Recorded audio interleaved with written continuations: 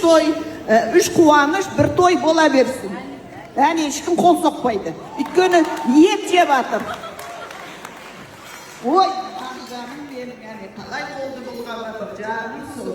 Ал енді екі тамаша кішкентай қызыма, мен үшін кішкентай қыздар, жаңағы айтып қой, аттар әдемі, айым, Райымбек атамыздың, бабамыздың атағы берілсін, сондай мықты болсын, атынан ат үркетін жігіт болсын. Ал енді сен туралы айтқым кеп тұр. Мынау күйеуге шық десем, айтам, сен бірден шық кетесің. Менің аузымды ал деп көп адам айтады. Аяғына қарай айтады. Мен өнерде бірден танымал болу, бірден халықтың қошаметіне жарты жылдың ішінде шығу деген, ол ешбір әншінің маңдайына жазылмаған.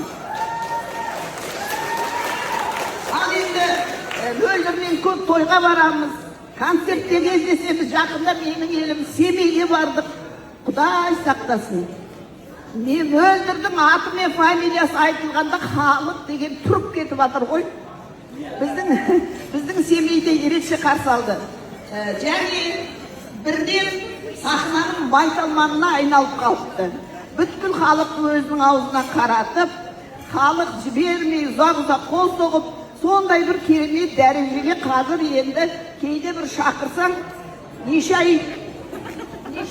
расписан, үш ай уже уақыты жоқ.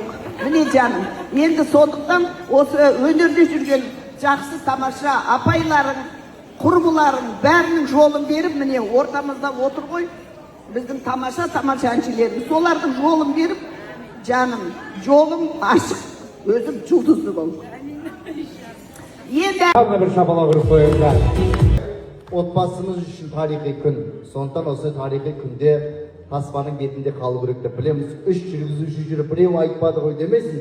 Естелікке әдем болып, үйдің төрінде ілініп тұратын, мәртебесі көрініп тұратын тамаша естелік суретке түсіп олайық. Оның үстіне жаңа тілге тиек етіп Нұрболат мырза сүндет той деп айтыңыз.